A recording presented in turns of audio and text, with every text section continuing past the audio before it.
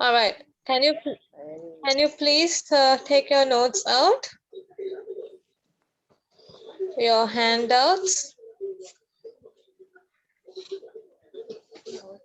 on questioning and which you all have to explain using the informal method. All right. Now, can you remember I gave you a particular question? Formal and informal discussion.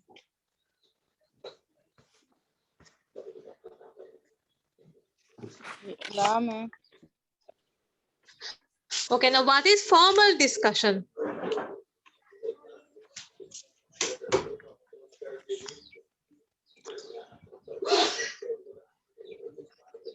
So what is formal discussion, darling? If you came across your answers, can someone tell me what is formal discussion?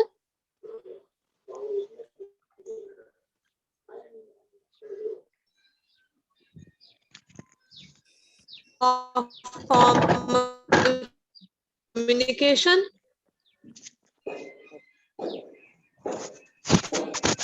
Hello. You can also call it formal communication. What is formal communication? So, Madashani, can you hear me, Angel? What is formal communication?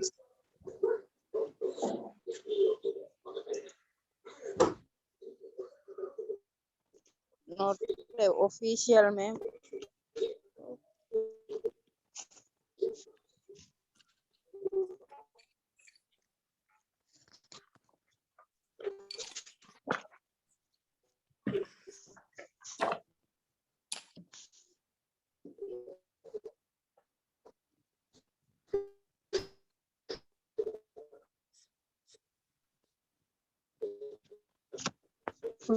That is formal communication.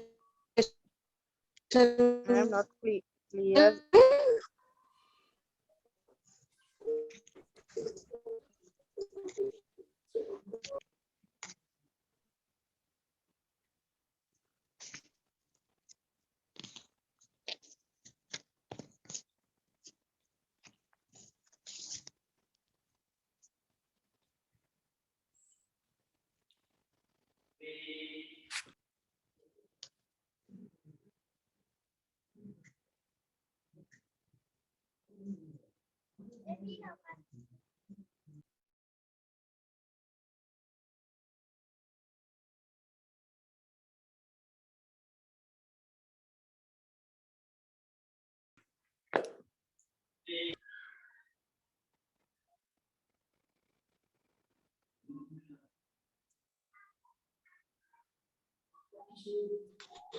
All right, sorry about it.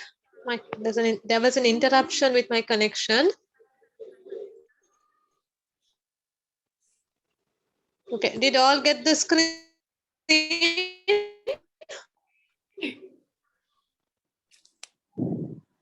No, ma'am.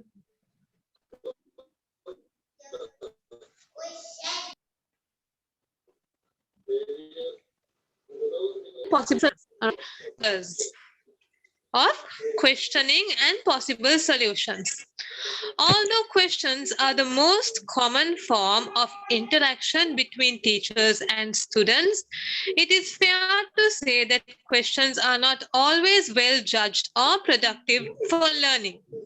This section identifies some common pitfalls of questioning and suggests some ways to avoid them. Okay, now when it comes to questioning, okay, you can't question everything. It's not possible to question everything. Okay, so sometimes there'll be discussion method, sometimes there'll be play and interactive method. Okay, so not only you can't assess a child, you can't assess the liabilities of a particular child only through questioning. Okay, so these are the errors of questioning. These are some minus points when you go on questioning.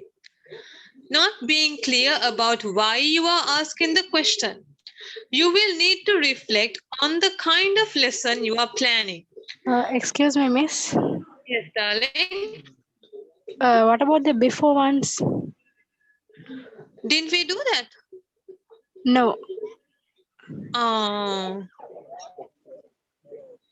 Where did we stop then, darling? I thought we did. We, Why question? sorry, darling. No, ma'am. The purpose of questioning. Open, close.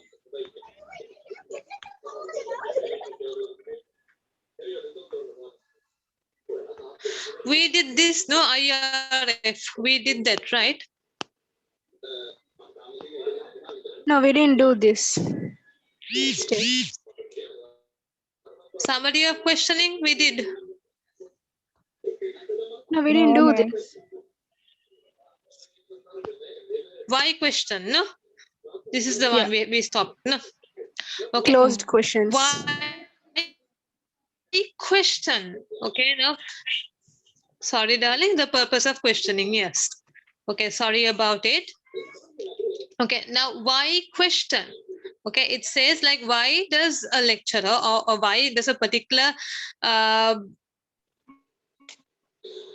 facilitator ask facilitator ask questions. Okay, the purpose of questioning.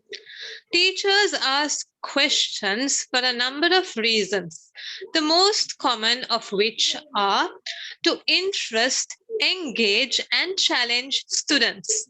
Okay, now when it comes to questioning, the child will be eager, will say, you're asking a particular question and you're asking, who knows the answer for this? So the child will be eager to answer. Okay, lift your hands up if you know. Okay, then that's where it gains the attraction of the particular student to answer that question before anyone else. Okay, now when you're teaching kindergartens like Montessori classes, now if you say who likes to draw a fish, okay, so children will shout me, I, like that. They will go on shouting.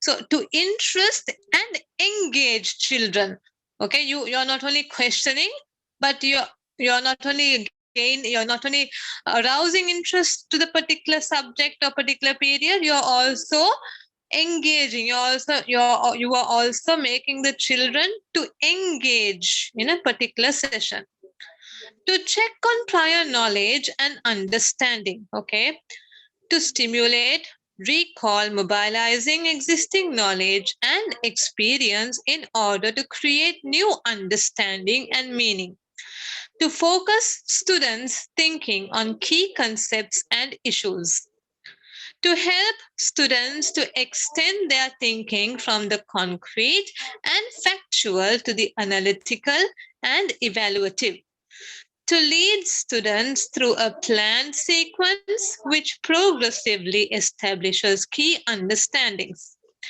to promote reasoning, problem solving, evaluation, and the formulation of hypotheses, to promote students' thinking about the way they have learned.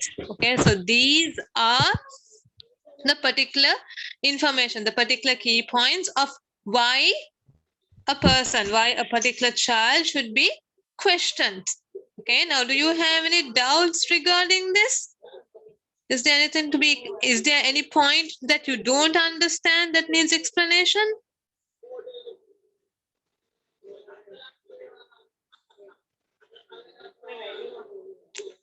Did you understand this field, darling? Ruma? Yes, ma'am. Is the explanation clear, Huma Darshani? Okay. The kind of question asked will depend on the reason for asking it. Questions are often referred to as open questions and closed questions. Here, only closed questions have been described. Closed questions, which have one clear answer, are useful to check understanding during explanations and in recap sessions. If you want to check recall, then you are likely to ask a fairly closed question. For example, what is the grid reference for Great Melbourne?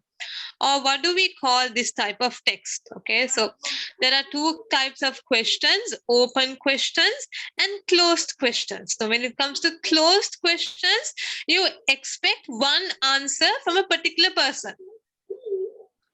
Okay, closed questions means you're pointing out, okay, Uma Darshini, tell me the answer for this. All right, and you expect the answer to be told only by Uma Darshini. You're trying to get it out somehow from that particular student's mouth. But open questioning is where you give choices or you select a number of students to answer your question. Okay, so I would like you to take down this note. Can you please take down this note? There are two types of questioning.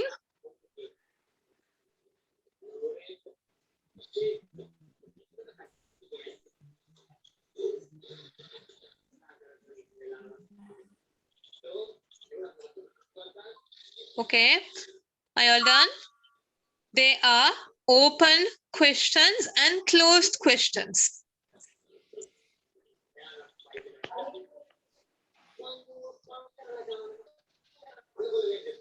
Okay, open question means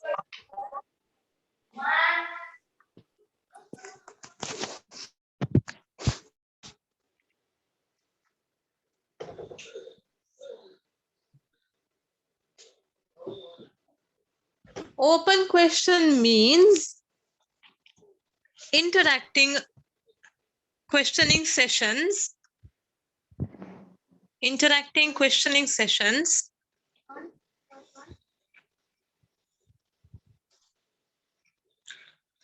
to a variety of students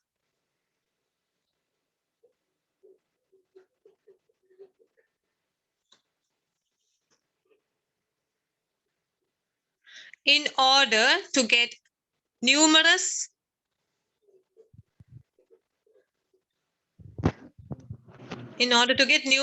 answers from them. But closed questions mean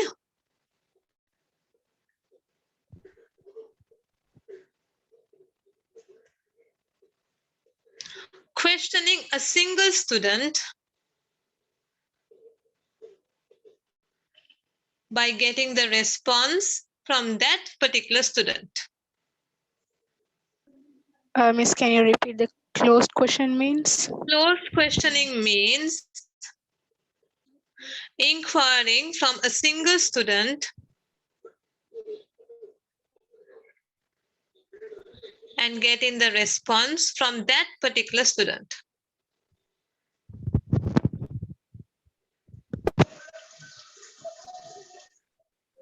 All right, so that is the definition of open and closed type questions. On the other hand, if you want to help students develop higher order thinking skills, you will need to ask more open questions that allow students to give a variety of acceptable responses. During class discussions and debriefings, it is useful to ask open questions. For example, which of these four sources were most useful in helping with this inquiry? Given all the conflicting arguments, where would you build the new superstore? What do you think might affect the size of the current in this circuit?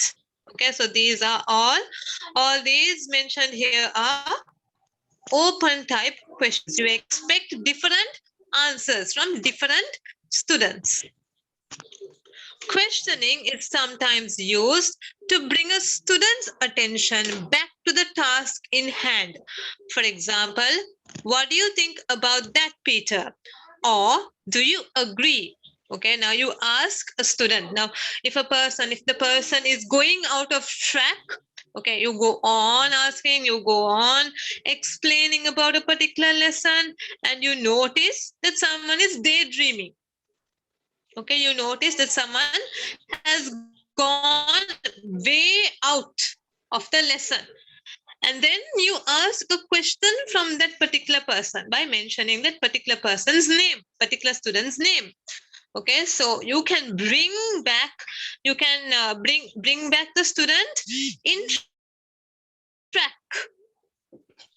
You can bring back the student in track by assigning a particular question to that student and highlighting that student's name. A common classroom sequence. A striking insight provided by classroom research is that much talk between teachers and their students has the following pattern: a teacher's question, a student's response, and then an evaluative comment by the teacher. This is described as an initiation response feedback. Initiation response feedback exchange, or called the IRF. Okay. So this particular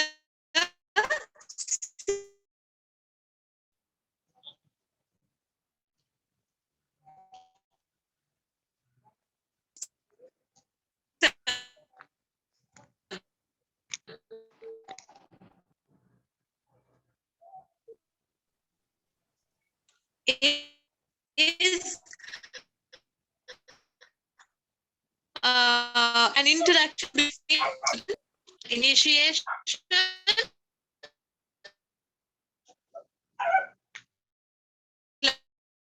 answer,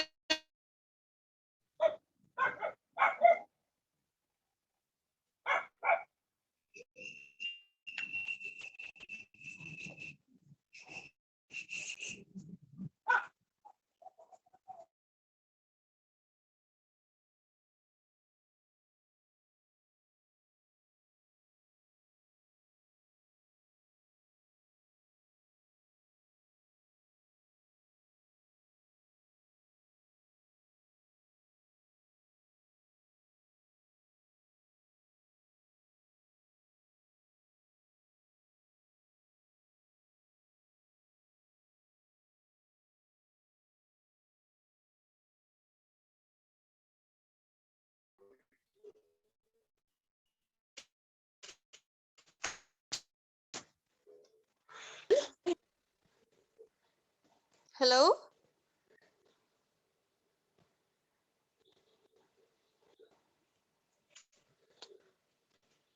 Is my voice audible?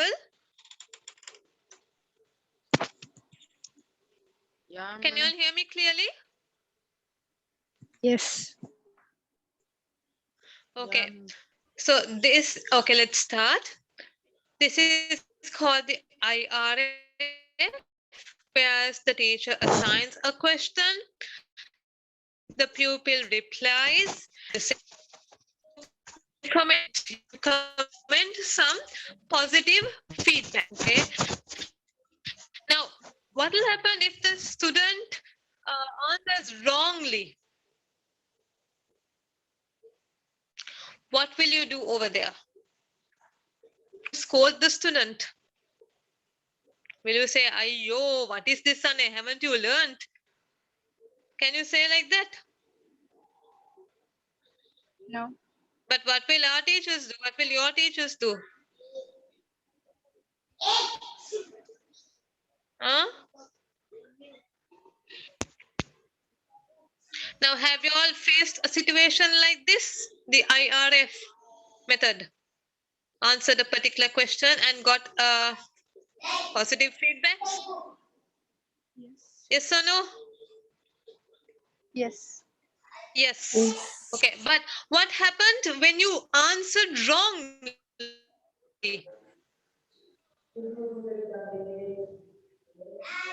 They'll scold us. Especially when you're handling a little like a primary student What will you do? You will, can you say, Ane, no, your answer is wrong? Haven't you studied? I have taught you this, no, and all those. Can you say like that?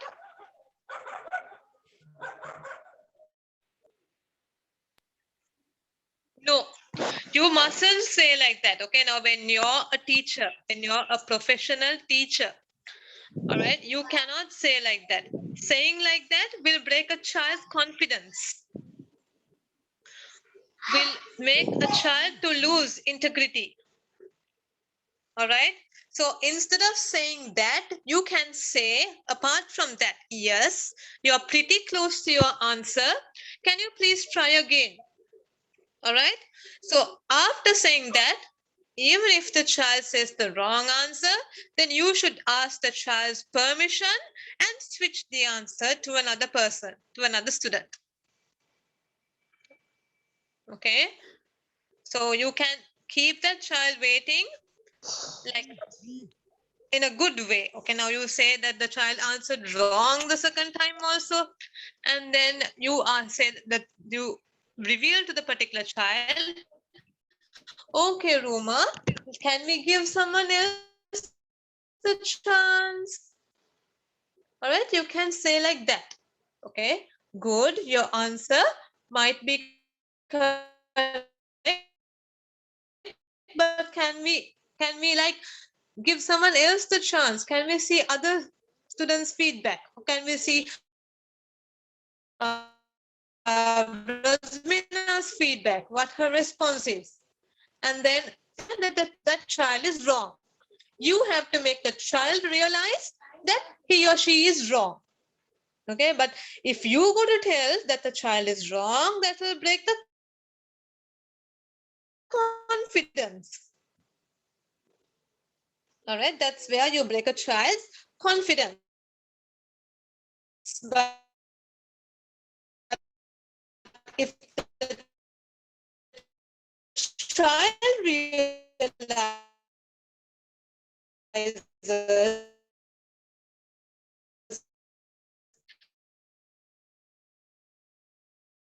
okay, fine, I have made a particular mistake like this, I must correct it, will give for the child to understand. IRF methods, researchers, clear and Coolard. Their original research was reported in Sinclair Coolard M. Towards an analysis of this, the English used by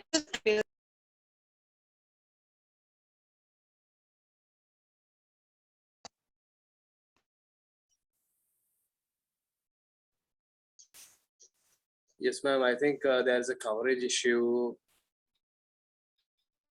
The line is a bit unclear.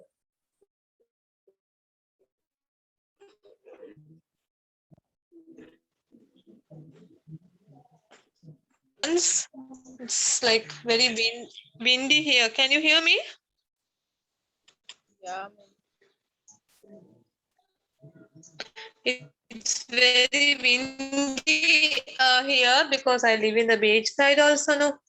So, but I am like I have closed all.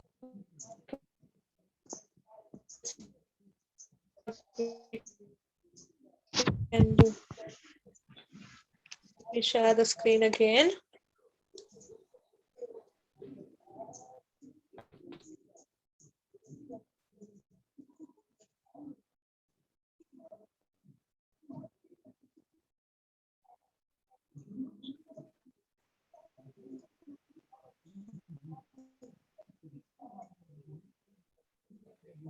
Okay, did every one of you receive the screen?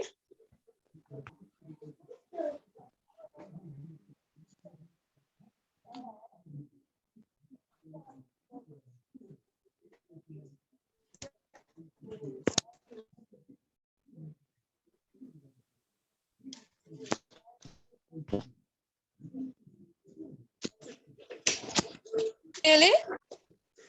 Hello? Yeah, ma'am.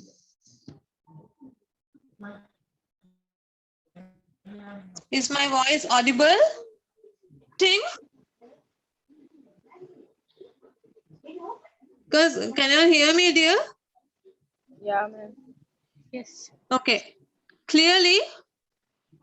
Yeah, ma'am. Yes. So can you hear me clearly? No, ma'am. No.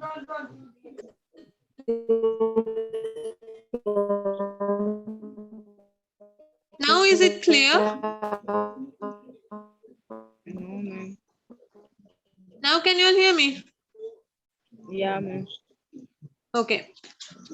Sinclair and Coulthard's research has been the basis for extended debates about whether or not teachers should ask so many questions to which they already know the answer, and further debate about the range of uses and purposes of IRF in working classrooms.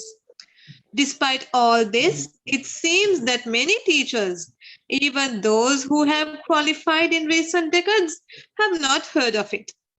Is this because their training did not include any examination of the structures of classroom talk?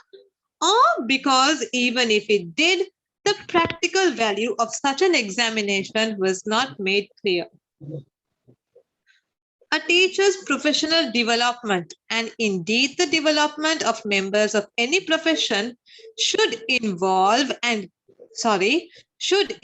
the gaining of critical insights into professional practice, to learn to see behind the ordinary, the taken for granted, and to question the effectiveness of what is normally done. Recognizing the inherent structure of teacher-student talk is a valuable step in that direction. Student teachers need to see how they almost inevitably converge on other teachers' style and generate the conventional patterns of classroom talk. By noting this, they can begin to consider what effects this has on student participation in class.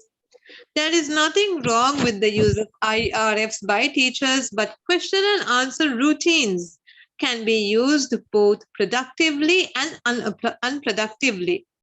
Okay, now when it comes to questioning, okay, each teacher has his or her style of questioning. Okay, now my style of questioning is way different from my colleagues. Okay, so when you take a group of teachers, each individual teacher has his or her ability to question. Okay, some can be open questions. Some teachers always use the closed question method. Okay, some teachers always use the interactive question method. All right, so each teacher's questioning methods are different from one another. Professor Robin Gillies from the University of Queensland explores some questioning techniques and strategies that can support deep learning. Example questions that promote dialogical discourse include things like, on one hand, you're telling me this, but on the other hand, you're saying something quite different. I wonder how these two positions could be reconciled. Can you explain that another way? Tell us again what you meant by. Have you considered looking at it this way? What might this or that type of person think about that? Okay, now these are some strategies of questioning, some forms, some methods of the question types. Okay, so this person, Professor Robin Gillies of the University of Queensland, has identified certain strategies of questioning methods. Okay, so these are some questioning methods imposed by the professor. These kinds of questions are designed to challenge students' thinking and encourage them to think about things in different ways. By creating a state of cognitive dissonance in students, they have to reconsider their thinking. Questions that scaffold students' thinking might include things like this, okay? Questions to enhance the thinking method of students. Have you considered using different descriptors in your search for the information you need? Have you thought about using some of this information to help you develop your ideas? Why don't you try brainstorming some of the problems and how could you solve them?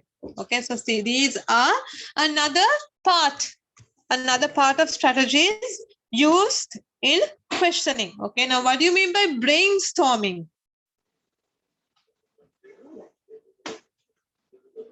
What do you mean by brainstorming, girls?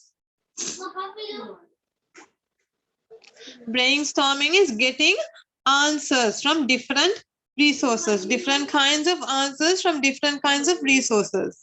Okay, so that's what we call brainstorming. Both types of questions are used interchangeably to help students clarify their thoughts and think more deeply about issues. Okay, so both methods are used interchangeably. Okay, why are they used? To help students clarify their thoughts and think more deeply about particular issues. Summary of research. Effective questioning. Research evidence suggests that effective teachers use a greater number of open questions than less effective teachers. The mix of open and closed questions will, of course, depend on what is being taught and the objectives of the lesson. However, teachers who ask no open questions in a lesson may be providing insufficient cognitive challenges for students. Okay, what is highlighted here is if a particular student doesn't understand a particular lesson, okay, so that's where the questioning comes into hand. The teacher questions those students. The teacher identifies the students who don't understand the lesson and questions them. Okay, whether to see, whether to assess whether the lessons taught by the teacher was sufficient or insufficient. Okay, when it's insufficient, the teacher will go more deeper into the particular subject. Questioning is one of the most extensively researched areas of teaching and learning. This is because of its central importance in the teaching and learning process. The research falls into three broad categories. What is effective questioning? How do questions engage students and promote responses? How do questions develop students' cognitive abilities? Okay, now these are the three broad categories of questioning. Moving on to the first one, what is effective questioning? Questioning is effective when it allows students to engage with the learning process by actively composing responses. Research suggests that lessons where questioning is effective are likely to have the following characteristics.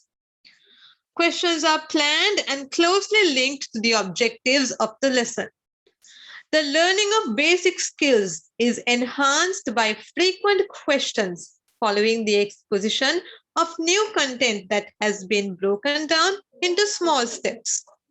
Each step should be followed by guided practice that provides opportunities for students to consolidate what they have learned and that allows teachers to check understanding. Closed questions are used to check factual understanding and recall. Open questions predominate. Sequences of questions are planned so that the cognitive level increases as the questions go on. This ensures that students are led to answer questions which demand increasingly higher order thinking skills, but are supported on the way by questions which require less sophisticated thinking skills. Students have opportunity to ask their own questions and seek their own answers. They are encouraged to provide feedback to each other. The classroom climate is one where students feel secure enough to take risks Be tentative and make mistakes. Okay, so we say it is better to make mistakes than to never make a mistake at all. Okay, so through mistakes you learn, you gain more experiences.